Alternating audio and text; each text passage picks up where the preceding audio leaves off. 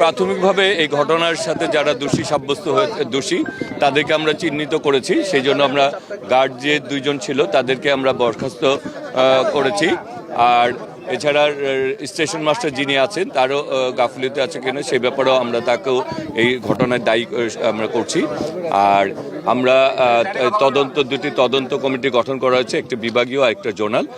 আমরা সার্বিক পরিস্থিতি নিয়ে বিভাগীয় তদন্ত কমিটি চলছে। আর যারা এই নিহত হয়েছেন তাদের পরিবারকে 1 লক্ষ টাকা করে রেল থেকে ক্ষতিপূরণ দেওয়া হচ্ছে।